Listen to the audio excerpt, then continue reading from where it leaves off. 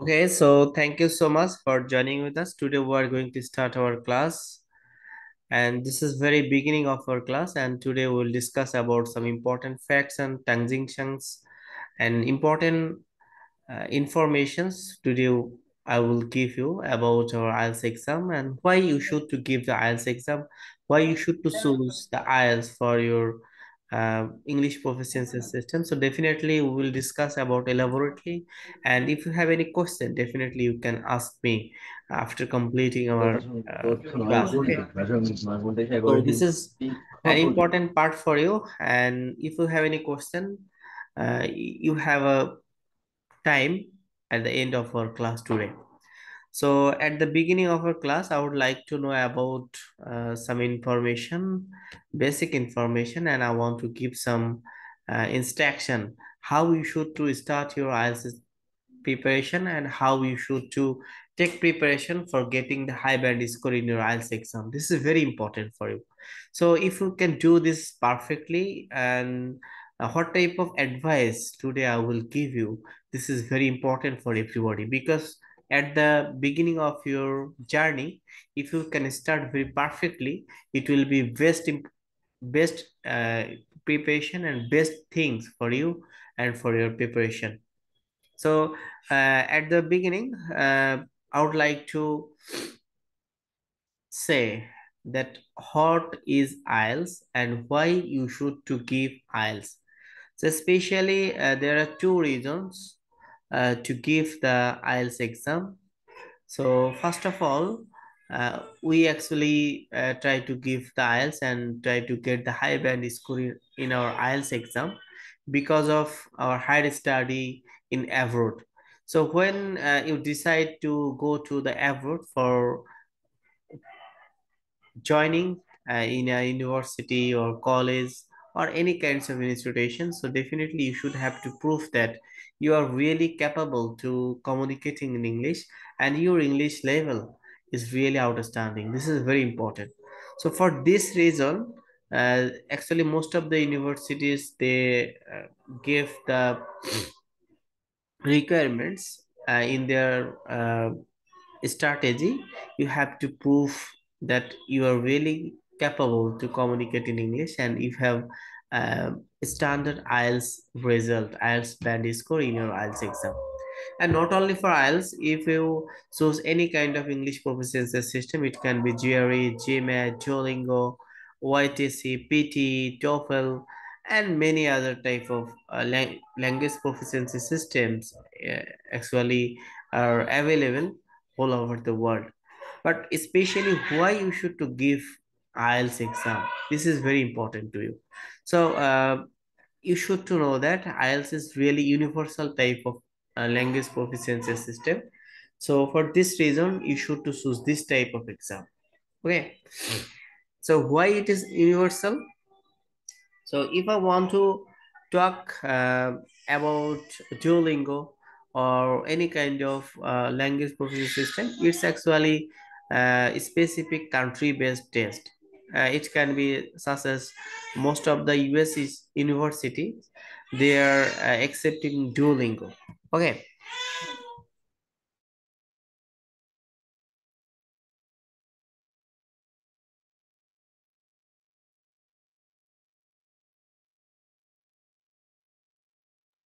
So this is very important for you. Why you should to give the IELTS exam? Actually, the IELTS band score is accepted whole over the world, whole over the world's universities. Okay, so this is very important to you. So if you can choose that type or such type of proficiency system, I mean language proficiency system, which is really accepted whole over the world, that will be great for you, and that will be most important for you. Okay. So আমরা basically দুইটা রিজনে আমরা IELTS exam দিই, আমি শুরুতেই বলেছি। First of all হচ্ছে higher study purpose, and then হচ্ছে আমরা জব পারপাস বা ট্রাভেল পারপাসেও আইএলটিএস বা ল্যাঙ্গুয়েজ প্রফিসিয়েন্সি টেস্ট আমাদের দেওয়া লাগে। সো এই কারণে আমাদের আসলে এই জিনিসগুলো খুবই গুরুত্বপূর্ণ এবং আমাদের জন্য খুবই দরকারি।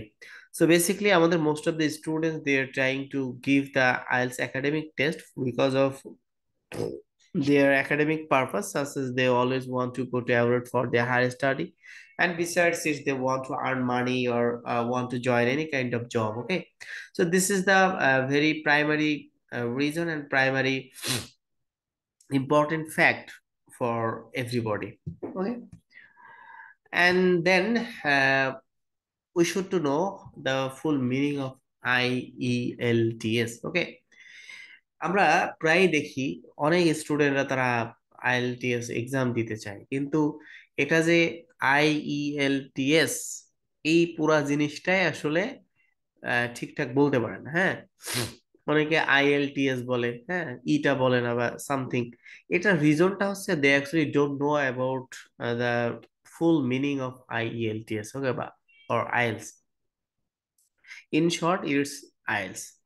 So I for international, E for English, L for language, T for testing, S for system. So the full meaning is International English Language Testing System. ফুল মিনিংটা হচ্ছে international English language testing system. আচ্ছা, তাহলে আমরা যদি ফুল মিনিংটা দিকে খেয়াল করি তাহলে কি বুঝি? যে এটি একটি টেস্ট, ইন্টারন্যাশনাল লেভেলের একটা টেস্ট, ইন্টারন্যাশনাল স্ট্যান্ডার্ডের একটা টেস্ট, যেই টেস্টিং সিস্টেমে আপনাকে তারা একটা ইন্টারন্যাশনাল মানের সার্টিফিকেট দিবে, যেই সার্টিফিকেটটা আপনি whole over the world internationally ব্যবহার করে আপনি আপনার তাদের রিকোয়ারমেন্টস গুলো, একাডেমিক পারপাস হোক, জব পারপাস হোক বা ট্রাভেল পারপাস হোক, তাদের রিকোয়ারমেন্টস গুলো ফুলফিল করতে পারেন। So this is very important. Okay, এখন আমরা অধিকাংশ স্টুডেন্ট তারা কিন্তু আসলে একাডেমিক পারপাস বা স্টাডি পারপাসে দেশের বাইরে যেতে চায়। সো বেসিক্যালি এইটা হচ্ছে আমাদের আইএলটিএস এর ভেরি বেসিক ফ্যাক্টস। এখন আপনার মনে হতে পারে যে ভাই, আমি আইএলটিএসটা না দিয়েও তো অনেক দেশে যাওয়া যায়, তো আমি আসলে সে দেশে না গিয়ে আইএলটিএস এর মতো এরকম একটা টেস্ট এত স্ট্রাগল প্রিপারেশন কেন নিব? বেসিক্যালি দেখেন, আইএলটিএস ছাড়া যে দেশগুলোতে যাওয়া যায় সেগুলোতে আসলে বা যেখানে যাওয়া যায় খুব বেশি সুবিধা আসলে করা যায় না। সুবিধা কেন করা যায় না বললাম, আপনি যখন আইএলটিএস ছাড়া কোনো একটা ইউনিভার্সিটিতে অ্যাডমিশন নিয়ে গেলেন, সো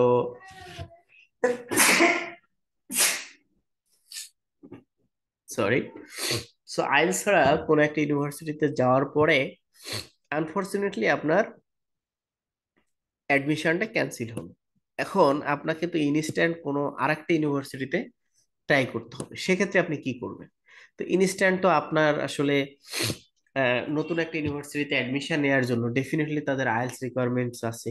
কোনো রকম আপনি জাস্ট এমওআই আর ঘষা মাজা করে গিয়েছেন, তো তখন কি করবেন? তখন আপনি যে 14-15 লাখ টাকা খরচ করে গেছেন, যদি ফান্ড না পান, তাহলে সেই টাকাটাই পুরোটা পানিতে যাবে। এখন কথা হচ্ছে যে আইএলটিএস ছাড়া যেই দেশগুলোতে যাওয়া যায়, মালয়েশিয়া, চায়না, ইন্দোনেশিয়া, এরকম কিছু স্পেসিফিক অনুন্নত দেশে আইএলটিএস ছাড়া যাওয়া যায়। বা যেই দেশে অন্য একটু দেশে যদি যাওয়া যায়, সেখানে কিন্তু একটা হিউজ অ্যামাউন্টের টাকা লাগে। হ্যাঁ, হিউজ অ্যামাউন্টের একটা কস্ট, যার কারণে আপনি যদি আইএলটিএস এর একটা ভালো স্কোর হয়, খুব সহজে আপনি ফুল ফান্ড নিয়ে, স্কলারশিপ নিয়ে, উইদাউট এনি কস্ট আপনি সেই দেশগুলোতে যাইতে পারবেন, মুভ করতে পারবেন এবং যে কোনো ধরনের পরিস্থিতিকে মোকাবেলা করতে পারবেন। সো এই যে সুযোগটা, এটা কিন্তু আইএলটিএস না দিলে আপনি পারবেন না। এবং আমাদের অধিকাংশ স্টুডেন্টরা যেহেতু বিশেষ করে আমার মতো যারা আর কি, যারা আমরা মধ্যবিত্ত পরিবার থেকে উঠে আসছি, আমাদের জন্য 14-15 লাখ বা 20 লাখ টাকা খরচ করে দেশের বাইরে গিয়ে পড়াটা খুবই ডিফিকাল্ট। কিন্তু আমরা যদি একটা আইএলটিএস এর ভালো স্কোর একটা উঠাইতে পারি, আমাদের জন্য মানে কোটি কোটি টাকা স্কলারশিপ নিয়ে বিদেশি ইউনিভার্সিটি গুলো ওয়েট করতেছে যে একটা ভালো আইএলটিএস এর স্কোর, একটা রেজাল্ট ভালো, একটা ভালো প্রোফাইল সম্পন্ন একটা স্টুডেন্ট তারা নেওয়ার জন্য। তো আপনাকে তারা কোটি কোটি টাকা দিয়ে আপনাকে পড়াবে, এটা একটা জিনিস। আর আপনি আপনার বাবার টাকা খরচ করে গিয়ে পড়বেন, সেটা আর একটা জিনিস। সো যদি একটা একটু কষ্ট করে আইএলটিএস একটা ভালো স্কোর উঠানো যায়, তাহলে দেখা যাবে যে আপনার কস্ট মিনিমাইজেশনটা একেবারে জিরো লেভেলে চলে আসবে। ঠিক আছে, সো আপনি পরের টাকায় পড়বেন, পরের টাকায় ঘুরবেন, বিমানে যাবেন, সবকিছু করবেন, আবার পরের টাকায় দেশে বাড়ি চলে আসবেন। সো এই যে সুযোগটা, এটা শুধুমাত্র আপনি আইএলটিএস বা ল্যাঙ্গুয়েজ প্রফিসিয়েন্সি সিস্টেমে যদি একটা ভালো স্কোর উঠাইতে পারেন, তবেই কিন্তু এটা পসিবল। এর বাইরে কিন্তু কোনোভাবেই পসিবল না। সো যার কারণে আমাদেরকে এটি খুবই গুরুত্বপূর্ণ একটি বিষয়। সো এটা হচ্ছে আইএলটিএস এর ওভারঅল ভিউ, যে কেন আপনি আইএলটিএস দিবেন। ঠিক আছে, এবং আইএলটিএস কি বলতে কি বোঝায়, যে এটা একটা টেস্ট। এই টেস্টটা মূলত দুইটা প্রতিষ্ঠান নিয়ে থাকে। একটা হচ্ছে ব্রিটিশ কাউন্সিল আর একটা আইডিপি। হ্যাঁ, দুইটা প্রতিষ্ঠানের মান এক, দুইটার কম্বাইন্ড একটা টেস্ট এটা। হ্যাঁ, ব্রিটিশ কাউন্সিল এবং আইডিপির মধ্যে বেসিক কোনো ধরনের কোনো পার্থক্য নেই। আপনার বাড়ির পাশে, একদম বাসার পাশে যেই বা আপনার হাতের নাগালে যেই সেন্টারটি পাবেন, সেটা ব্রিটিশ কাউন্সিলের সেন্টার হোক বা আইডিপি হোক, আপনি যে কোনো একটাতে চোখ বুজে এক্সামটা দিতে পারেন বা সিলেক্ট করতে পারেন। It's depends on your comfortable zone. ঠিক আছে, তো আপনার কমফোর্ট জোনে আপনি এক্সামটা দিবেন। সো ব্রিটিশ কাউন্সিল বা আইডিপি, ব্রিটিশ কাউন্সিল হচ্ছে ইংল্যান্ডের একটা প্রতিষ্ঠান, এবং আইডিপিটা এটা হচ্ছে অস্ট্রেলিয়ান প্রতিষ্ঠান। ঠিক আছে, সো দুইটা প্রতিষ্ঠানের কম্বাইন্ড একটা হচ্ছে প্যাকেজের নাম হচ্ছে আইএলটিএস। এখন এই আইএলটিএস এর রেজিস্ট্রেশন আপনি কিভাবে করবেন? আইএলটিএস এর রেজিস্ট্রেশন আপনি ঘরে বসেই করতে পারবেন। আপনার যদি একটা কারেন্সি কার্ড থাকে, সো আপনি ভিসা কার্ড দিয়েও, ডেবিট কার্ড দিয়েও রেজিস্ট্রেশন করার সুযোগ রয়েছে। এখন এই রেজিস্ট্রেশনটা আপনি জাস্ট আইডিপি বা ব্রিটিশ কাউন্সিলের ওয়েবসাইটে গিয়ে তাদের সেখানে হচ্ছে যে টেস্ট বুকিং করার অপশন আছে, সেখান থেকে আপনি বুক করতে পারবেন। ওকে, আচ্ছা। এখন কথা হচ্ছে ফি কত এবং ডেটস, কোন কোন ডেটে এক্সাম নেওয়া যায়। আইএলস এর ফি মূলত 22,500 টাকা ছিল, সেটা এখন একটু বেড়েছে, 15,000-এর কাছাকাছি হয়েছে, এই সরি 25,000-এর কাছাকাছি হয়েছে। আর আহ, আমি যখন ফার্স্ট এক্সাম দিই 2020-এর দিকে, সরি 21-এর দিকে, সো তখন এটার ছিল হচ্ছে 17,500। সো এটা আহ, মানে সুইং করে, এটা হচ্ছে যে ডলার রেটের উপরে ডিপেন্ড করে। তো যার কারণে ডলার রেটের উপর এটা ভ্যারি করে। এখন এটার এক্সাম, আর এক্সামের ডেটটা হচ্ছে আপনার যতবার পকেটে যত টাকা থাকবে আপনি ততবার এক্সাম দিতে পারবেন। এটা এমন না যে আপনি একবার দিলে আর পরের বার দিতে পারবেন না। ঠিক আছে, আপনার যদি 15 বার 10 বার দেওয়ার টাকা থাকে, তো আপনি 10 বার 15 বার এক্সাম দিতে পারবেন। তবে আমি পরামর্শ দিই, সেটা হচ্ছে আপনি একটা ভালো স্ট্যান্ডার্ড প্রিপারেশন নিয়ে দেন আপনি আইএলস রেজিস্ট্রেশনটি করেন। ডেট গুলা নিয়ে যদি আমরা কথা বলতে যাই, সো আইএলটিএস এর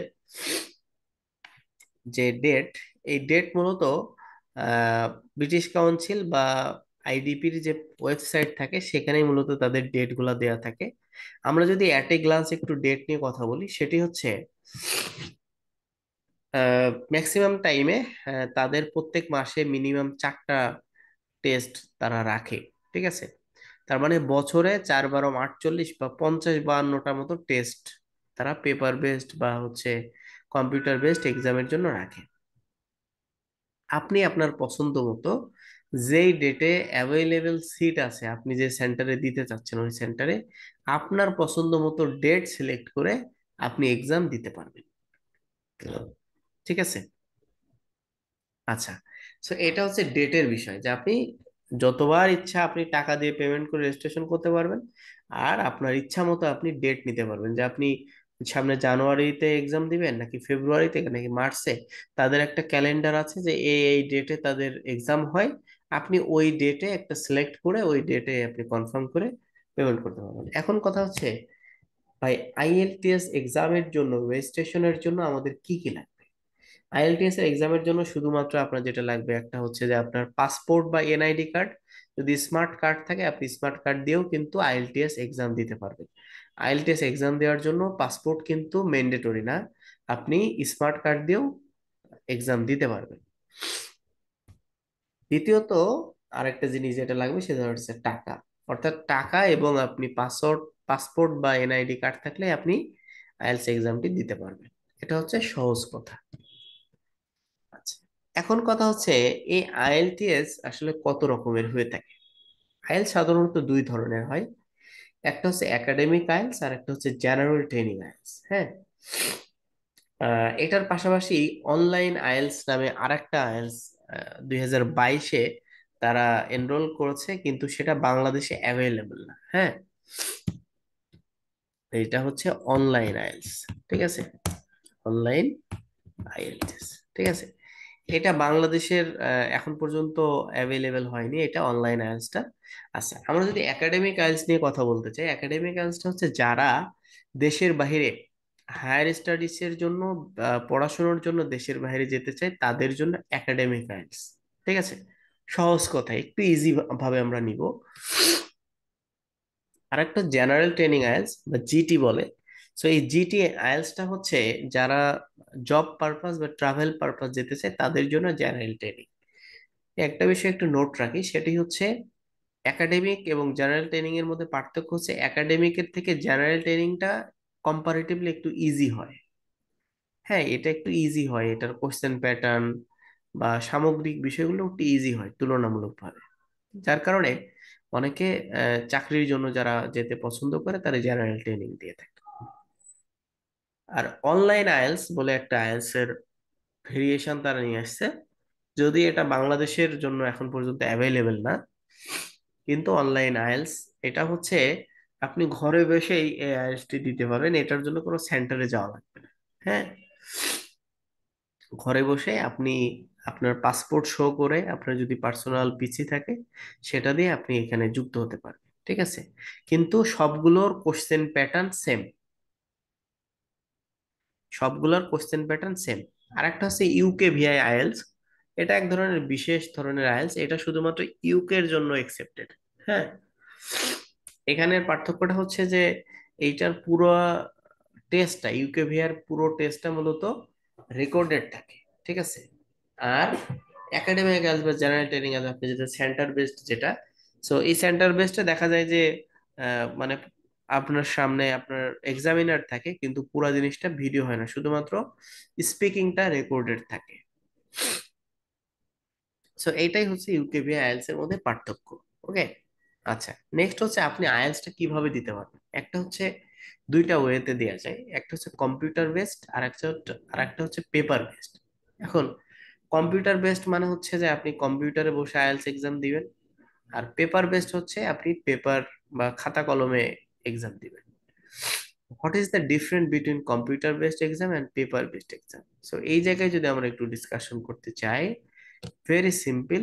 সেটা হচ্ছে কম্পিউটার বেসড এক্সামে আপনি যদি টাইপিং এ মোটামুটি ফাস্ট হন, কম্পিউটার ব্যবহার করতে যদি স্বাচ্ছন্দ্য ফিল করেন, কমফোর্ট ফিল করেন, সো আপনি কম্পিউটার বেসড এক্সাম দিতে পারেন।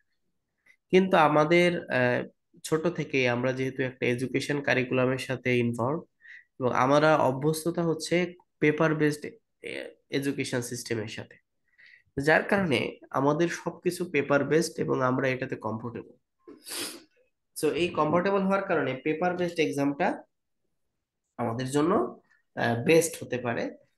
তবে যদি পেপার বেসড এবং কম্পিউটার বেসড এক্সামের ক্ষেত্রে যেটা হয় যে হাতের হ্যান্ড রাইটিং এর যে ইস্যুসটা, হ্যাঁ, যদি আপনার হাতে লেখা খুব বেশি খারাপ হয় পেপার বেসড, যদিও হ্যান্ড রাইটিং এর উপরে কোনো মার্কস নাই, কিন্তু ওই যে লাভ এট ফার্স্ট সাইট বলে যেটা, মানে একটু ফার্স্ট ইমপ্রেশনটা যদি নেগেটিভ হয়ে যায়, হাতে লেখাটা বোঝাই যায় না, পড়া যায় না, এরকম যদি হয় সেক্ষেত্রে এক্সামিনারের কিছুটা আপনার খাতা দেখার ক্ষেত্রে বিতৃষ্ণা ক্রিয়েট হতে পারে। এক্ষেত্রে একটু ভেরিয়েশন হতে পারে, জাস্ট ইট, এর বাইরে আসলে অন্য ধরনের খুব একটা ভেরিয়েশন নাই। ঠিক আছে, আচ্ছা, এখন আমরা সরাসরি একটু মডিউল গুলো নিয়ে ট্রাই করি। এতক্ষণ ধরে আমরা আইএলটিএস এর বেসিক জিনিসগুলো নিয়ে কথা বলছিলাম। আইএলটিএস এর এক্সামের পরিবেশটা আসলে কেমন হয়। হ্যাঁ, আইএলটিএস এর মডিউল হচ্ছে চারটা। চারটা হচ্ছে রিডিং, রাইটিং, লিসেনিং এবং স্পিকিং। ঠিক আছে, এখন আমরা যদি একটু এক্সামের পরিবেশ ধরি, ধরেন আপনি এক্সামের ডেট নিয়েছেন আগামী ডিসেম্বর মাসের 15 তারিখে। এখন এই ডিসেম্বর মাসের 15 তারিখে আপনাকে তারা মেইল করে দিবে যে আপনার 15 তারিখে সকাল 11:30টায় আপনার রিপোর্টিং টাইম, আর আপনার এক্সাম শুরু হবে 1টার সময়। তাহলে আপনাকে যেই ডেট আপনি সিলেক্ট করেছেন ওই ডেটে আপনার রিডিং, রাইটিং এবং লিসেনিংটা হবে, এবং ওই যে 11:30টায় গিয়ে আপনি রিপোর্ট করবেন, 1টার মধ্যে এক্সাম শুরু হবে। স্পিকিং এর ডেটটা, এই যে 3টা মডিউল, রিডিং, রাইটিং, লিসেনিং, এই 3টা মডিউল যেই দিনে আপনি সিলেক্ট করবেন তার 1 সপ্তাহ আগের যে কোনো দিনে হতে পারে, অথবা 1 সপ্তাহ পরের যে কোনো দিন হতে পারে। আবার অনেক সময় একই দিনেও হতে পারে, রিডিং, রাইটিং, লিসেনিং এর দিনে। এটা আসলে ব্রিটিশ কাউন্সিলে অনেক সময় চুজ করা যায়, কিন্তু আইডিপি তে তারা নিজেরাই এই ডেটটা ফিক্সড করে যে আপনার স্পিকিংটা কখন হবে। তো তাহলে এটা হচ্ছে মডিউল। এখন আপনি ধরেন রিপোর্টিং করলেন, রিপোর্টিং করে আপনার এক্সাম হলে আপনাকে ঢুকাই দেওয়া হলো। দেন এক্সাম হলে আপনি ঢোকার পরে আপনাকে আপনার এক্সাম হলে যাওয়ার আগে শুধুমাত্র আপনার সাথে আপনার পাসপোর্ট, পেন্সিল, রাবার এবং ইরেজার, ইরেজার এবং পেন্সিল কাটার, এই জিনিসগুলো আপনি নিতে পারবেন। এর বাইরে আপনার কাছে পার্স, মোবাইল ফোন কোনো কিছুই আপনি অ্যালাউ না এক্সাম হলে। এই জিনিসগুলো আপনাকে রেখে যেতে হবে বাইরে। বাইরে তাদের অবশ্য কাউন্টার থাকে, সেখানে রেখে যাওয়া যায়। তাহলে আপনি এক্সাম হলে ঢুকে গেলেন, যাওয়ার পরে শুরুতেই তারা আপনাকে লিসেনিং টেস্টটা নিবে, এরপরে রিডিং এবং রাইটিং। এখন আমরা একটু আসি যে স্পেসিফিক এই রিডিং, রাইটিং, লিসেনিং বলতে কি বুঝি। আমরা যদি শুরুতেই একটু লিসেনিংটা নিয়ে বলি, যেহেতু লিসেনিং শুরুতেই হবে, শুরুতেই তারা আপনাকে একটা অ্যান্সার শিট দিবে। শুরুতে একটা কি দিবে বলেন তো? আপনারা কি শুনছেন? ঠিকঠাক আছেন? অ্যান্সার শিট দিবে শুরু একটা লিসেনিং ওকে, এর গুড। ক্ষেত্রে। একটা অ্যান্সার শিট দিবে, যার এক পাশে লিসেনিং এর অ্যান্সার লিখতে হবে, বিপরীত পাশে রাইটিং, এই রিডিং এর অ্যান্সার লিখতে হবে, ঠিক আছে? সো এই অ্যান্সার শিটের উপরে আপনার ক্যান্ডিডেট নাম্বার থাকবে, আপনার সেন্টার নাম থাকবে, হ্যাঁ, পাসপোর্টের অপশন, আপনার নাম লেখার অপশন থাকবে। এই ডিটেলস গুলো লিখে নিবে। নেওয়ার পরে তারা আপনাকে একটা কোশ্চেন পেপার দিবে, একটা কোশ্চেন পেপার দিবে। এই কোশ্চেনে ভেরিয়েশনের কোশ্চেন থাকবে, যেমন ফিল ইন দ্য ব্লাঙ্কস। মনে করেন যে এক জায়গায় একটা গ্যাপ দেওয়া আছে। এখন আপনার তারা হেডফোন দিবে, খুব হাই মানে কোয়ালিটি সম্পন্ন হেডফোন, এবং সবার হেডফোনের একসাথে কানেক্টেড থাকবে আর কি তাদের সেন্সরের সাথে, এবং একসাথে স্টার্ট হবে সবারটা। এই হেডফোনে আপনি খুব চমৎকার করে এটা চেক করে নেবেন সবকিছু শোনা শোনা যাচ্ছে কিনা, ঠিকঠাক বোঝা যাচ্ছে কিনা। হেডফোনটা দেওয়ার পরে আপনাকে আপনার যে অ্যান্সার শিটটা দিবে। এখন ধরেন যে তারা দুইজন কথা বলতেছে, ঠিক আছে? কেউ বলতেছে যে একজন একটা কল আসছে, বলা হলো যে হোয়াটস ইওর নেম। তো বলা হলো যে my name is Faisal Mahmud. এখন ওইখানে ধরেন লেখা আছে যে নেম ফয়সাল, গ্যাপ দিয়ে গ্যাপ দেওয়া আছে একটা। এখন আপনাকে ধরতে হবে সে পুরো নামটা বলেছে ফয়সাল মাহমুদ, তাহলে ফয়সাল হচ্ছে মানে অর্ধেক নামটা আছে, বাকি অর্ধেক হচ্ছে মাহমুদ। এরপরে ধরেন কোশ্চেন করলো যে হোয়াট ডু ইউ ডু। আমি বললাম যে I M a teacher. So ওখানে লেখা থাকবে যে প্রফেশন। সো প্রফেশন কি? টিচিং। অথবা বললাম যে I M A journalist. So ওখানে প্রফেশন যদি লেখা থাকে, গ্যাপ দেওয়া থাকে, তাহলে প্রফেশন হচ্ছে জার্নালিস্ট। তো এরকম করে আপনাকে তারা বলে দেবে অ্যান্সার গুলো, জাস্ট ওই অ্যান্সার গুলো আপনাকে ধরে ধরে লিখতে হবে, ঠিক আছে? এটা হচ্ছে লিসেনিং এর সিস্টেম। লিসেনিং এ কয়েকটা টাইপের কোশ্চেন আছে, হ্যাঁ। যেমন দেখেন, listening A feel in the blanks থাকতে পারে, multiple question, name matching, information matching. আমরা এই লিসেনিং এর ক্লাস যখন করব তখন স্পেসিফিক ভাবে সরাসরি লিসেনিং এর তারা কেমন টেস্ট নেবে, কেমন কোশ্চেন দিবে, সেই কোশ্চেনে গিয়ে সরাসরি প্র্যাকটিস করে করে শিখবো আমাদের ক্লাসে। কোশ্চেন গুলাকে কিভাবে পিক করতে হবে, কিভাবে আপনি আইডেন্টিফাই করবেন, কিভাবে গেস করবেন যে কোন ধরনের অ্যান্সার হবে, একদম স্পেসিফিক ভাবে আমরা সেটা ডিসকাশন করব। ঠিক আছে? এই জন্য এগুলো নিয়ে কোনো প্যারা নেওয়ার কিছু নাই। এখন কথা হচ্ছে কোশ্চেন কয়টা থাকবে। টোটাল 40টা কোশ্চেন থাকবে এরকম করে। ঠিক আছে? 40টা কোশ্চেনের মধ্যে ব্যান্ড স্কোর ভাগ করা থাকবে 9। আচ্ছা, আমরা আমাদের আহ, দেশের যে এডুকেশন সিস্টেম, আমরা জিপিএ 5, ইন্টারমিডিয়েট পর্যন্ত জিপিএ 5 ধরা হয়। আচ্ছা, জিপিএ 5 হইতে হলে মিনিমাম তাকে, মানে ধরেন যে মানে 80 বা A+ পাওয়ার জন্য তাকে 80+ মার্কস পাইতে হয় না, 80+ পাইতে হয় কিনা? 80 তাহলে কি প্লাস। হয়? হ্যাঁ, 80+ মানে হচ্ছে 5। যদি 70+ হয় তাহলে কি হবে?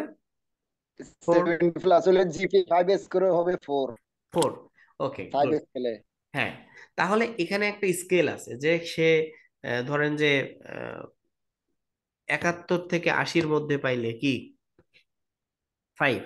71 থেকে 80 পাইলে জিপি 4। 5 স্কোরে সেটা আপনার 4 এ আসবে। 4 আসবে। সরি, 71 থেকে 80-র ভিতরে 80 পাইলে জিপি 5। হ্যাঁ, আর 79 যদি পাইলে 4। 79 পায় 79 তাহলে পর্যন্ত 4।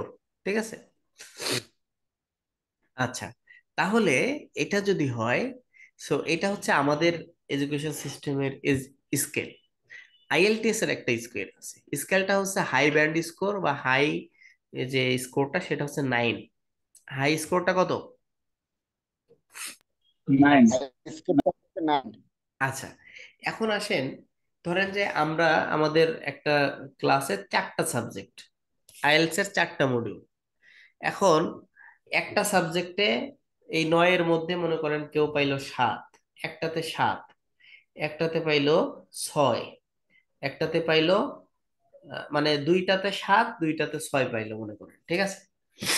তাহলে আহ, 4টে যোগ করে কত হবে? 7 7 14, 6 6 12, 26 না? জি। 26 হবে। জি। টোটাল 26। এবার এই টোটাল 26কে আপনি 4 দিয়ে ভাগ দেন, কত হবে? 26 4, 26 তাহলে সিক্স হচ্ছে point five 7 6 24, 7 6 six 24। Point five না? জি। 6.5। তাহলে আপনি ধরেন রিডিং এ পাইলেন 7, রাইটিং এ পাইলেন 7, স্পিকিং এ পাইলেন 6, আবার লিসেনিং এ পাইলেন 6। তাহলে এই 4টা একসাথে যোগ করে 4 দিয়ে ভাগ দিলে আপনার যে স্কোরটা আসবে সেটাই হবে আইএলটিএস এর ওভারঅল ব্যান্ড স্কোর। তাহলে আইএলটিএস এর ব্যান্ড স্কোরের হিসাব বুঝলাম? জি জি। জি। ওকে, ওকে, গুড। তাহলে এখানে টোটাল ব্যান্ড স্কোর হচ্ছে 9। এখন কথা হচ্ছে আপনার লিসেনিং এর যে 40টা, আমরা যে এখন লিসেনিং নিয়ে কথা বলি, লিসেনিং এর যে 40টা কোশ্চেন থাকবে, এই 40টা কোশ্চেনের মধ্যে যদি আপনি 23টা, 24টা অথবা 25টা, এই 3টা সংখ্যকের মধ্যে কারেক্ট করতে পারেন, তাহলে আপনার ব্যান্ড স্কোর হবে 6। যদি আপনার অ্যাকুরেসি 26, 27, 28, 29 হয়, এর মধ্যে যে কোনো একটা সংখ্যক হয়, তাহলে ব্যান্ড স্কোর হবে 6.5। যদি 30 বা 31-এর মধ্যে হয় তাহলে ব্যান্ড স্কোর 7। 32, 33, 34-এর মধ্যে হলে 7.5। 35, 36 হলে 8। 37 থেকে 38 হলে 8.5। 39 থেকে 40 হলে 9। আর এখানে টোটাল সময় লাগবে হচ্ছে 30 মিনিট। পুরো সময়টা কনভারসেশন হবে। আর 10 মিনিট আপনি এক্সট্রা সময় পাবেন, এটা শুধু লিসেনিং এর জন্য, আপনার কোশ্চেন গুলাকে অ্যান্সার শিটে ওঠানোর জন্য। এখানে একটা বিষয়, সেটা হচ্ছে আপনি, আপনাকে যে কোশ্চেন পেপার দিবে, আপনি ওই কোশ্চেন পেপারে নোট নিতে পারবেন। তো ইনিশিয়ালি তাদের বক্তব্যগুলো নিয়ে কোশ্চেন পেপারে নোট নিলেন, ওই যে কোশ্চেনের যে গ্যাপ ফিল আছে মনে করেন, গ্যাপের ওখানে লিখে রাখলেন। এক্সট্রা যে 10 মিনিট আপনি সময় পাবেন, এই 10 মিনিটে আপনি অ্যান্সার গুলোকে উঠাইতে পারবেন। ক্লিয়ার জিনিসটা? ওকে, জি ভাইয়া। ইনিশিয়ালি আপাতত ক্লিয়ার, রিপিট এতটুকু अगेन থাকলে रिपीट হবে, अगेन। আরো বিস্তারিত আমাদের ক্লাসগুলোতে, স্পেসিফিক ক্লাসগুলোতে ডিসকাশন। এরপরে হবে হচ্ছে আপনার ধরেন লিসেনিং এর এক্সাম শেষ হলো, অপর পিঠে হচ্ছে অ্যান্সার শিটের রিডিং অ্যান্সার। সেখানেও আপনার ডিটেলস লিখবেন, লেখার পরে এখানেও 40টা কোশ্চেন থাকবে। এখন আমরা ছোটবেলায় 9, 10 বা ইন্টারমিডিয়েটে সিন আনসিন কম্প্রিহেনশন করেছি কিনা মনে আছে? জি। আচ্ছা, এখানে কি দেখতাম যে সিন একটা প্যারাগ্রাফ থাকতো বা প্যাসেজ থাকতো, আনসিন একটা প্যাসেজ থাকতো। সেই সিন প্যাসেজের এগেনস্টে কিছু কোশ্চেন থাকতো, আবার আনসিন প্যাসেজের এগেনস্টেও কিছু কোশ্চেন থাকতো। সেই কোশ্চেন গুলো কেমন থাকতো? ফিল ইন দ্য ব্লাঙ্কস থাকতো, মাল্টিপল থাকতো, সামারি কমপ্লেক্স থাকতো, কমপ্লিশন থাকতো, ট্রু ফলস থাকতো। থাকতো না? থাকতো। জি। এই জি আইএলটিএস এও একই ধরনের কোশ্চেন কিছু থাকবে। সেটা কি? এখানে মূলত 3টা প্যাসেজ থাকবে, প্যাসেজ 1, প্যাসেজ 2, প্যাসেজ 3। 3টা প্যাসেজের জন্য টোটাল সময় থাকবে 1 ঘন্টা বা 60 মিনিট। এখন এই 60 মিনিটকে আপনি 3 বিশেষ 60, 20 মিনিট করে সময় দিবেন। আমরা এখানে একটু পরামর্শ দিই, প্যাসেজ 1-এ একটু সময় কম দিয়ে প্যাসেজ 3-তে একটু সময় বেশি দেওয়ার ক্ষেত্রে। এটার কারণ হচ্ছে প্যাসেজ 1টা একটু ইজি হয়, যার কারণে এখানে যদি আপনি 15 থেকে 17 মিনিট সময় দিতে পারেন, কমপ্লিট করতে পারেন এর মধ্যে, প্যাসেজ 2-তে গিয়ে 20 মিনিট, প্যাসেজ 3-তে গিয়ে ওই যে প্যাসেজ 1-এ যে সময়টা সেভ করেছেন 3 বা 5 মিনিট, ওই এক্সট্রা সময়টা আপনি প্যাসেজ 3-তে ইনভেস্ট করবেন। তাহলে এটা যদি স্পেন্ড করেন তাহলে আপনার একটা চমৎকার স্কোর আসতে পারে। এখন তাদের কোশ্চেন ক্রাইটেরিয়া গুলো কেমন? True false not given. এখন ট্রু ফলস নট গিভেন কাকে বলে আমরা আমাদের ক্লাসগুলোতে ডিটেলস ডিসকাশন হবে। Fill in the blanks, multiple question, heading matching, name matching, summary completion. এটা জাস্ট আমি অ্যাট এ গ্লান্স একটু আপনাদেরকে দিয়েছি এবং আইডিয়া দিলাম যে এখানে কোন ধরনের কোশ্চেন থাকে। এখন অনেকে রিডিং মানে কিন্তু মনে করে যে জাস্ট রিডিং পড়ে যেতে হবে, তারা শুনবে, এরকমটা না। রিডিং মানে হচ্ছে ওই যে আপনি ইংলিশে ছোটবেলায় যে প্যাসেজ করেছেন, এটার এগেনস্টে প্যাসেজের মধ্য থেকে কোশ্চেন খুঁজে বের করেছেন, অ্যান্সার গুলা, ট্রু ফলস খুঁজেছেন, মাল্টিপল খুঁজেছেন, ফিল ইন দ্য ব্লাঙ্কস খুঁজেছেন, হ্যাঁ, এইগুলাই এরকম টাইপের কোশ্চেনই আপনাকে এখানে ফেস করতে হবে। তো এখানেও টোটাল কোশ্চেন থাকবে হচ্ছে 40টা, ব্যান্ড স্কোর 9, সময় 1 ঘন্টা। আর এখানে কোশ্চেনের মার্কিং ক্রাইটেরিয়া দেখেন, 23 থেকে 26টা কারেক্ট হলে 6, 27 থেকে 29টা কারেক্ট হলে 6.5, 30 থেকে 32 হলে 7, 33 থেকে 34টা হলে 7.5, 35 থেকে 36 হলে 8, 37 থেকে 38 হলে 8.5 এবং 39 থেকে 40টা হলে হবে 9। এটা হচ্ছে আমাদের আইএলটিএস এর রিডিং এর মার্কিং ক্রাইটেরিয়া। ঠিক আছে? আচ্ছা, এরপরে আপনার রিডিং এর এটা যেহেতু যখন শেষ হবে তখন আপনাকে রাইটিং এর জন্য একটা অ্যান্সার শিট দেওয়া হবে এবং রাইটিং এর জন্য একটা কোশ্চেন পেপার দেওয়া হবে। সেই কোশ্চেন পেপারে কি থাকবে?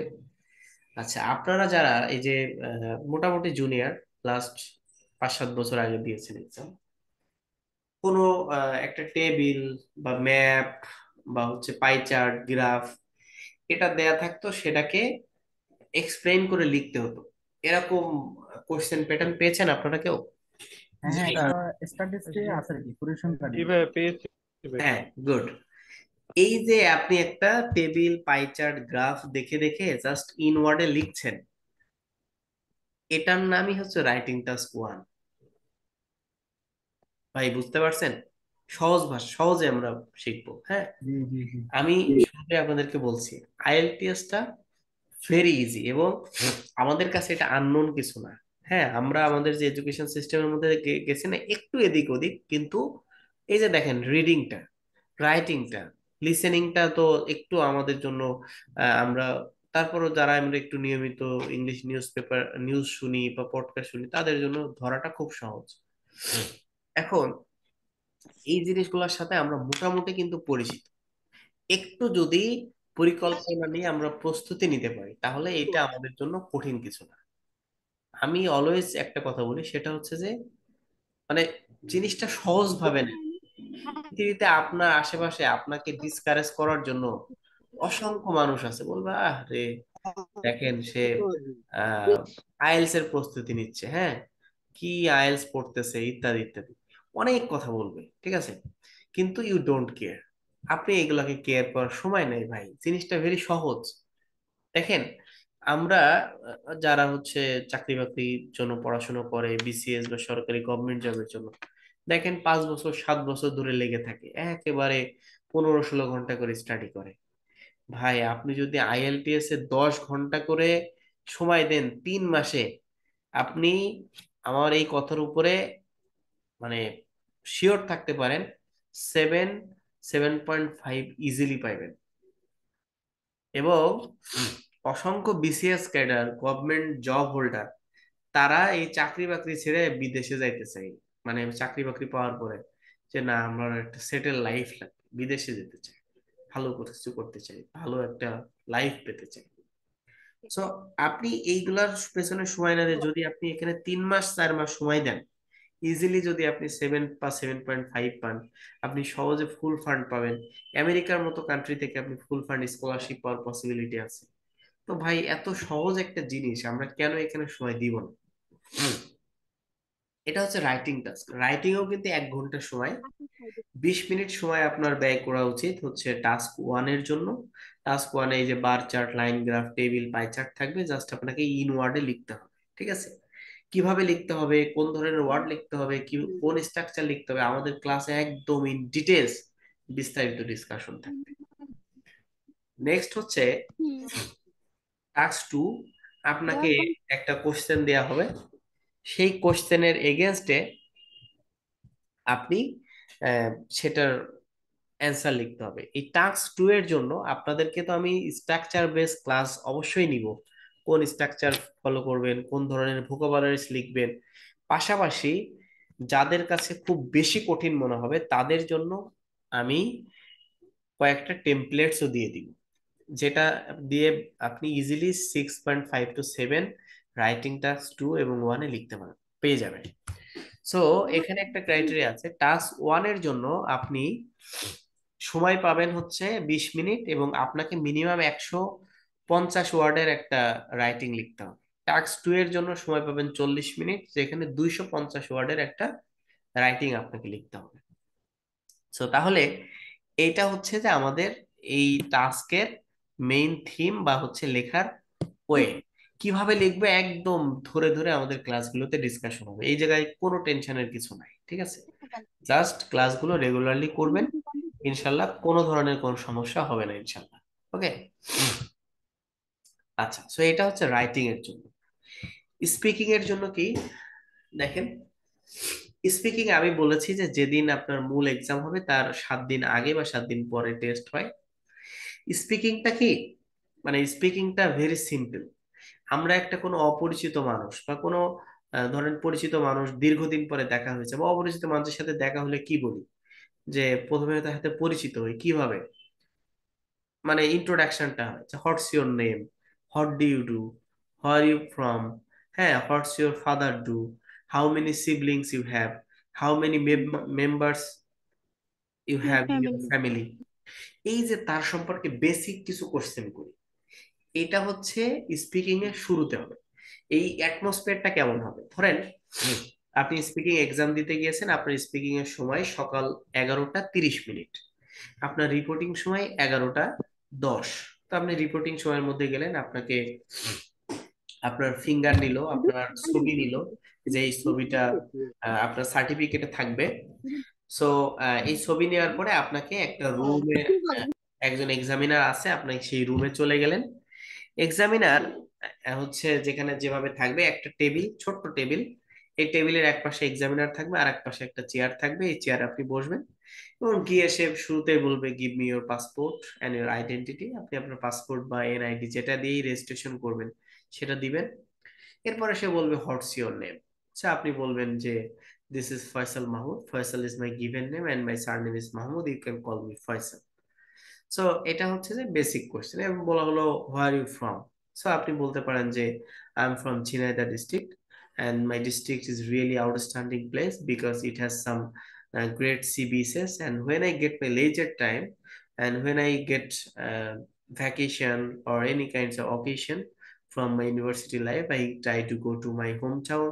I try to spend lot of time in my hometown. তো এটা বলে সুন্দর করে বললেন। আরো কিভাবে কিভাবে বলা যায়, কোন কোন কানেক্টরস ব্যবহার করা যায়, কিভাবে শুরু করা যায়, এগুলো আমাদের ক্লাসে বিস্তারিত ডিসকাশন হবে, ঠিক আছে?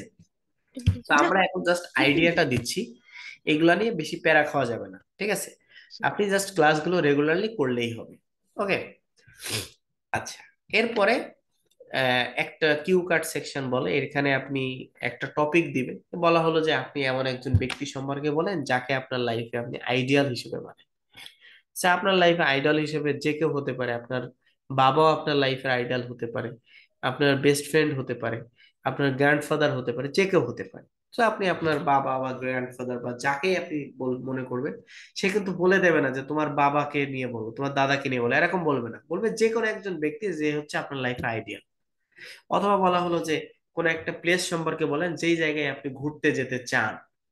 সো এটা যে কোনো জায়গা হতে পারে, আপনার যে কোনো ইচ্ছা মতো আপনি বলতে পারেন ওই জায়গা সম্পর্কে 2 মিনিট কথা বলুন। সো এইগুলা কিভাবে বলতে হবে, এখানে একটা বিষয় আছে। যেমন দেখেন, আমরা এখানে একটা ইন্টারেস্টিং বিষয়, যেমন ছোটবেলায় আমরা জার্নি বাই বোট বা ট্রেন বা বাস এই টাইপের রচনা আমাদের কিন্তু আসতো। তখন আমরা কি করতাম, এই এসে গুলা একটা মুখস্থ করতাম, যে কোনো লিখে একটা মুখস্থ করে অন্য যেটাই আসুক। বাস পড়লে ট্রেন কিভাবে, আমি ট্রেন পড়েছি, বাস এসেছে, তো আমরা বাসে জাস্ট ট্রেনের জায়গায় বাসটা দিয়ে দিলাম, হয়ে যাবে। তো এরকম কিছু ক্রাইটেরিয়া আছে, তো এইগুলো আমরা আমাদের ক্লাসে তো ডিসকাশন হবে ইনশাল্লাহ, এখানে কোনো সমস্যা নাই। স্পিকিংটা আমাদের মনে একটা ভীতি আছে যে স্পিকিং এ কি কোশ্চেন করবে আর আমি কি অ্যান্সার বলবো ইত্যাদি ইত্যাদি। স্পিকিং এ আমাদের দেশে যেটা হয়, যে জিজ্ঞেস করে যে যে কোনো ইন্টারভিউতে, এটা কিন্তু কোনো ইন্টারভিউ এর মতো না যে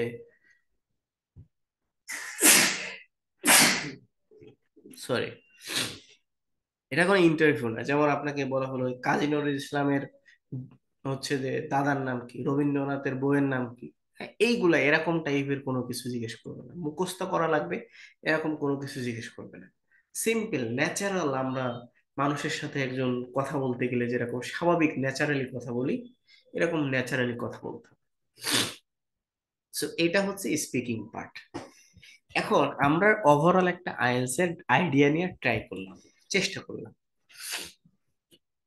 এখন আমাদের আজকে থেকে এই জিনিসগুলোকে ইমপ্রুভ করার জন্য কোন কোন জায়গায় ফোকাস করতে হবে, আমাদের প্রিপারেশনটা কিভাবে শুরু হবে। প্রিপারেশনটা হচ্ছে আজকে থেকে আপনি ইংলিশ নিউজ পেপার পড়া শুরু করতে হবে।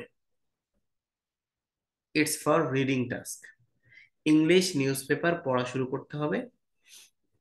আচ্ছা, মিনিমাম 1 ঘন্টা করে।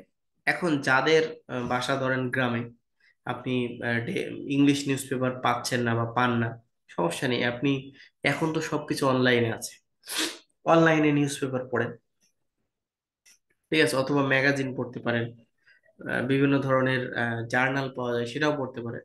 এটা যে কোনো কিছু, কিন্তু ইংরেজি পড়তে হবে এবং সেটা বোঝার ট্রাই করা। দেন হচ্ছে listen English news and documentation. আজকে থেকেই শুরু করতে হবে বিভিন্ন ইংলিশ নিউজ শোনা এবং ডকুমেন্টেশন। এটা হতে পারে podcast or any kinds of documentation আপনি শুনতে পারেন। এরপরে প্রত্যেকদিন মিনিমাম 10 মিনিট কথা বলা। আপনার মনে হতে পারে ভাই আমি 10 মিনিট কি কথা বলবো, কার সাথে কথা বলবো? কারোর সাথে না, আপনি একা একা কথা বলবেন, ঠিক আছে? একা একা কিভাবে কথা বলবেন, আপনার মোবাইলের রেকর্ডিং অপশনটা চালু করবেন, একটা টপিক সিলেক্ট করবেন। যেমন শুরুতেই আপনি সিলেক্ট করতে পারেন যে ইন্ট্রোডিউস ইয়োরসেলফ, আপনি আপনার সম্পর্কে বলবেন, 2 মিনিট 3 মিনিট 5 মিনিট আপনার সম্পর্কে ইংলিশে কথা বলবেন। অথবা সেকেন্ড দিন বলতে পারেন মাই বেস্ট ফ্রেন্ড, আপনার বেস্ট ফ্রেন্ডকে নিয়ে 5 মিনিট কথা বলবেন। এটা আপনি আপনার ফোনে রেকর্ডিং করে সেই আপনার কথাটাই আবার আপনি শুনবেন। এখন আপনার মনে হতে পারে ভাই আমি তো কোনোদিন কথা বলি নাই জীবনে, এখন আপনি তো নিজে নিজে মোবাইলে কথা বলতেছেন, আপনার কথা তো কেউ শুনতেছে না। সো এখানে আপনি ভুল বলেন ঠিক বলেন কোনো সমস্যা নেই বলার সময়। এবং আপনার মনে হতে পারে ভাই আমি তো হাজারটা ভুল করি, ভাই আপনি হাজারটা ভুল করেন কোনো সমস্যা নেই, কিন্তু কথা বলেন। শুরুতে আপনাকে যেটা করতে হবে, কথা বলার প্র্যাকটিসটা করতে হবে। At first you have to speak in English, ইংলিশে কথা বলতে হবে। এটা হচ্ছে মেইন কাজ, ঠিক আছে?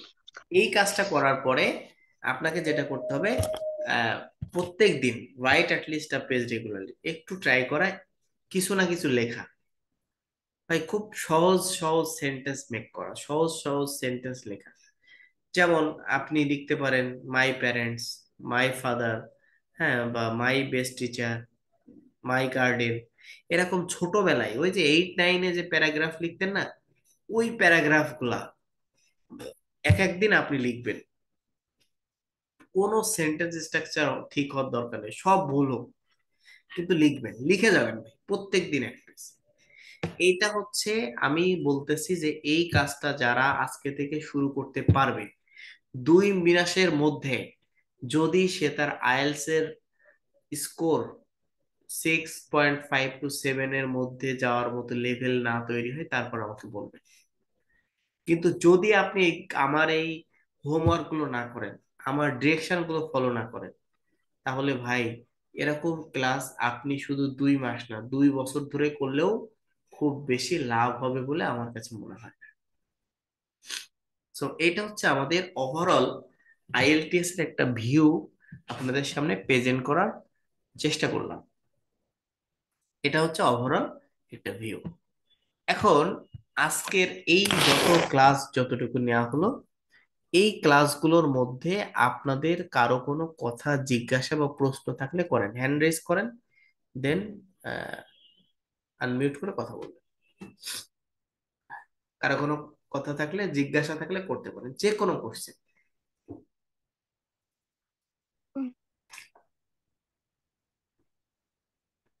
কারো কোনো জানার আছে? জি ভাই, আমার জানার আছে। জি ভাই বলেন, উসমান ভাই। না ভাই, আমি আলাউদ্দিন আরাফাত। ও হ্যাঁ, সরি, হ্যাঁ আলাউদ্দিন ভাই বলেন। ইয়া ভাইয়া, ওই যে আপনার নাম্বার সিস্টেমটা আমরা আরেকবার বুঝাইলে ভালো হতো আর কি। 23 থেকে 25 একটা ইয়া 6 বললেন, এভাবে একটা চার্ট আছে আপনার, আচ্ছা সম্ভবত আমরা আমরা 8 আমরা 9 নাম্বার আচ্ছা আমরা লাগে। কিন্তু এই পিডিএফটা দিয়ে দিব, ঠিক আছে? আপনাদের যে স্লাইড গুলো নিয়ে এই ক্লাস নেওয়া জায়গাটা, হবে, এই জায়গাটা এগুলো দিয়ে দেওয়া হবে। আচ্ছা দেখেন, আমরা যদি একটু এখানে দেখি, দেখেন এখানে দেখানো হচ্ছে যে লিসেনিং এর টোটাল 40টা কোশ্চেন থাকবে। কয়টা কোশ্চেন থাকবে ভাই আলাউদ্দিন ভাই? 40টা কোশ্চেন থাকবে। আচ্ছা, 40টার মধ্যে যদি আপনি 23টা কারেক্ট করতে পারেন, তাহলে আপনার ব্যান্ড স্কোর কত হবে আইএলটিএস এ লিসেনিং এ? 6। যদি 24টা করেন? তাও তাও 6। 6। যদি 25টা করেন? তাও 6। যদি আপনার 26টা কারেক্ট হয়? তাহলে 6.5 হবে। গুড। তাহলে 27 28 29, 26 27 28 29, এই সংখ্যকের মধ্যে কারেক্ট হইলে আপনি 6.5 হবে আপনার। 6.5। ওকে, জি জি। তাহলে বুঝছি ভাইয়া, ধন্যবাদ। জি, এইটা হচ্ছে এটার মার্কিং ক্রাইটেরিয়া। জি, আর কারো কোনো বিষয়, কোনো বিষয় জানার আছে? হ্যাঁ, জানার যদি না থাকে তাহলে আমাকে বুঝতে হবে, হয় আপনারা পুরো ক্লাসটা খুব ভাইয়া, ভালোভাবে বুঝেছেন, অথবা কিছুই বোঝেন। ইউকেবি যেটা বলছিলেন ভাইয়া, ওই যে টাইপস এর মধ্যে ইউকেবি, ইউকেবি এটা একটু আরেকবার রিপিট করলে ভালো হতো আর কি। ইউকেবি আর ইউকেবি বলতে, অনলাইন আইএলটিএস। ইউকেবি বলতে ভাই বুঝি নাই। ও আচ্ছা, ওই যে ইউকেভিআই। আপনার হ্যাঁ হ্যাঁ, ইউকেভিআই। টাইপস এর। হ্যাঁ হ্যাঁ হ্যাঁ হ্যাঁ, এই যে জাস্ট এ মিনিট। আচ্ছা, ইউকেভিআইটা এটা শুধুমাত্র ইউকের ইউনিভার্সিটি গুলা এটা একসেপ্ট করে, বুঝছেন? এই যে দেখেন ইউকেভিআই এর মধ্যে ইউকে আলাদা আছে, ঠিক আছে, আর ভিআই। আচ্ছা, ইউকেভিআইটা শুধুমাত্র যারা ইউকেতেই যেতে চায়, তারা অন্য কোনো কান্ট্রিতে যেতে চায় না, তাদের জন্য ইউকেভিআই আইএলটিএস, ঠিক আছে? এটার একটা সুবিধা কি, আপনার একাডেমিক আইএলটিএস এ যদি 6 থাকে আর ইউকেভিআই তে যদি 5.5 থাকে, তো আপনি ইউকে তে যাইতে পারবেন। এই 6 দিয়ে যা মান, ইউকে তে এই 5.5 দিয়ে সে একই মান। মানে ইউকে ভিআইটার স্পেসিফিক একটা ডিমান্ড আছে ইউকে তে, বুঝছেন ভাই? জি ভাইয়া। এটা শুধুমাত্র ইউকের জন্য, ঠিক আছে? অন্য কোনো কান্ট্রি আবার এটা একসেপ্ট করে না, ঠিক আছে? আচ্ছা ভাই, আরেকটা কমন প্রশ্ন ছিল, মনে করেন কারো হায়ার সেকেন্ডারি 15 বা 16, হুম এরপর সে বিশাল একটা টাইম গ্যাপ দিল, তারপরে মনে করেন 25-26-এ এসে সে বাহিরে গিয়ে মানে ইয়া স্নাতক স্নাতকে ভর্তি হবে আর কি।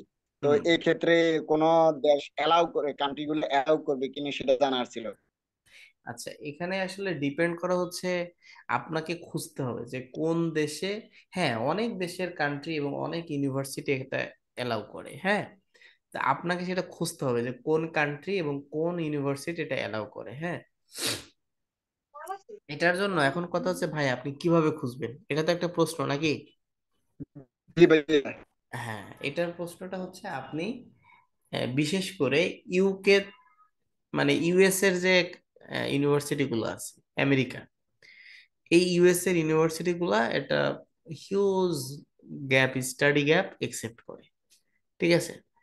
ইউকে দেখা যায় যে 3-4 বছর 5 বছর একসেপ্ট করে, এরকম স্পেসিফিক কিছু কান্ট্রি মানে এগুলারই আছে। তো আপনি জাস্ট অনলাইনে সার্চ দিবেন যে how many years gap study accepted in the USA, in the UK, in the Australia, হ্যাঁ, বা হচ্ছে high study gap accepted universities in the USA, এরকম যে কোনো একটা কিছু লিখে আপনি একটা গুগলে সার্চ দিলেই দেখবেন সব লিস্ট চলে আসবে।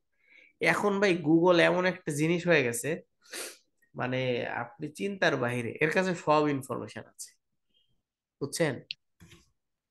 জি ভাইয়া, আসলে আমার ভাইয়া আমি একটা প্রশ্ন করতে চাই। জি জি আপু বলেন। বলতেছি যে মানে ইংল্যান্ড, বেলজিয়াম এগুলি কি ইউনিভার্সিটি বলে? আচ্ছা, ইংল্যান্ড, ইংল্যান্ডের ইউনিভার্সিটি গুলোর আলাদা লিস্ট আছে, হ্যাঁ। যেমন ধরেন যে বাংলাদেশে অনেকগুলো ইউনিভার্সিটি আছে না, বাংলাদেশে ইউনিভার্সিটির যেমন একটা লিস্ট আছে, পাবলিক ইউনিভার্সিটি যেমন ঢাকা ইউনিভার্সিটি, জগন্নাথ, জাহাঙ্গীরনগর, ঠিক আছে?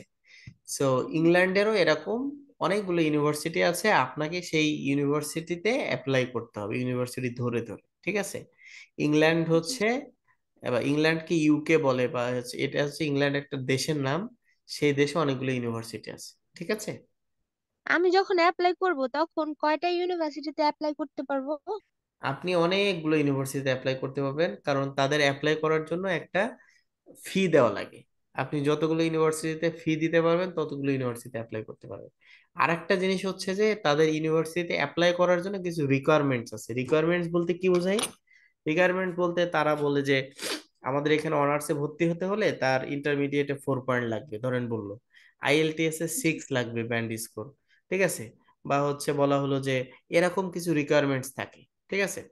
সো জি। এইগুলা যেই যেই ইউনিভার্সিটিতে আপনার আপনার যা যা আছে সেটার সাথে যে ইউনিভার্সিটির চাহিদা মিল হবে, আপনি সেই সেই ইউনিভার্সিটিতে অ্যাপ্লাই করতে পারবেন, ঠিক আছে? জি।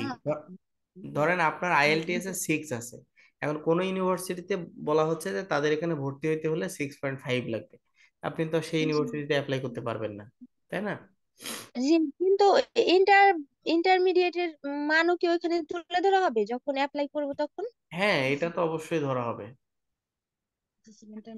ও, ঠিক আছে? ইন্টারমিডিয়েটের যে স্কোরটা, যে রেজাল্টটা, সেটাও আপনাকে দিতেই হবে, কারণ আপনি অনার্সে ভর্তি হতে গেলে ইন্টারমিডিয়েটের সার্টিফিকেট লাগবে না? জি। সেটা তো আপনি পৃথিবীর যে কোনো দেশেই যাবেন সেখানে তো সার্টিফিকেট লাগবে, ঠিক আছে? জি। আর কারো কোনো বিষয় জানার আছে? যে আমার একটা জিনিস মিসিং হয়েছে, যেটা আবার একটু বললে ভালো হতো আর কি। ডেইলি যে টাস্ক গুলো দিচ্ছেন, হ্যাঁ, রিডিং আর লিসনিং এর কতক্ষণ সময় দিতে হবে ওইটা আর কি। আচ্ছা, স্পিকিং এইগুলাতে এক রাইটিং তো ঘন্টা করে অবশ্যই সময় আছে। দিবেন।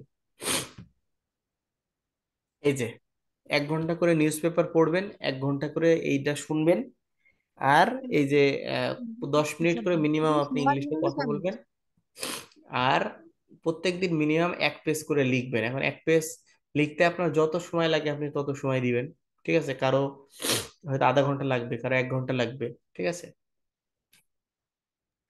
ওই এক পেজটা তো মুখস্থ করে লিখতে হবে বা নিজের জ্ঞান থেকে দেখে দেখে তো আর না, না তাই না?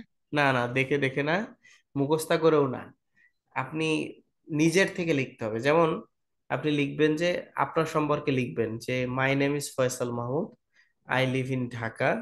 হ্যাঁ, এরপরে আপনি ধরেন যে লিখলেন যে আমি বলছি যে I have been taking class on IELTS last 3 years and I have a dream that I want to go to abroad for my higher study and then I want to come back my country, and it's my dream. Sometimes I feel that I want to settle in the USA or UK or any kinds of country which I like most. Okay, so এরকম করে আপনি আপনার মতো করে, হ্যাঁ, তবে আপনি যেটা করতে পারেন যে আপনি ধরেন লিখবেন যে মাই গার্ডেন।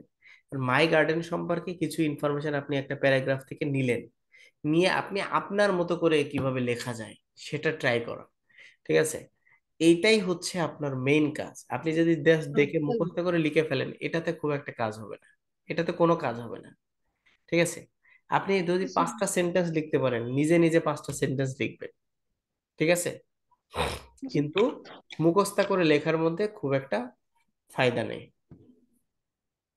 ঠিক আছে, জি, ওকে। বুঝতে পারছি। জি, আর কারো কোনো কথা? আচ্ছা, আম, ওসমান ভাই, ওকে, বুঝতে পারছেন? কিছু একটা বলছিলেন মনে হয় ওসমান ভাই। জি ভাই, এটাই এই দুইটা কোশ্চেন ছিল, মানে ওকে কোথায় কতটুকু সময় দিব এটা নিয়ে চিন্তিত ওকে, সো এইটা আপনার দিতে থাকেন। আর আমাদের নেক্সট ক্লাস কিন্তু আগামীকাল, হ্যাঁ, এবং আগামীকাল আমাদের গ্রামারের উপর ক্লাস হবে। ঠিক আছে, সো স্যার কয়টায়? আপনাদের ক্লাসের টাইম হচ্ছে রবি মঙ্গল বৃহস্পতি রাত 9টা প্রত্যেক দিন, মানে প্রত্যেক রবি মঙ্গলবার এবং বৃহস্পতিবার রাত 9টা। হ্যাঁ, আপনাদের ব্যাচের ক্লাস ক্লিয়ার? হ্যাঁ, ক্লিয়ার। জি স্যার। জি, জি। তাহলে এই সময় হচ্ছে আপনাদের ক্লাস টাইম। ঠিক আছে, তো এই ক্লাস টাইমের মধ্যে আপনাদেরকে এটা কমপ্লিট করতে হবে। ঠিক আছে, ক্লাসে যুক্ত হবেন সবাই জাস্ট টাইমে ইনশাল্লাহ। এটাই হচ্ছে টাস্ক। ওকে, সো আগামীকাল ইনশাল্লাহ দেখা হবে, গ্রামারের উপর ক্লাস হবে, বেসিক গ্রামারের উপর। Okay, okay sir, no more today. Okay, ইনশাল্লাহ। আসসালামু আলাইকুম। ওয়ালাইকুম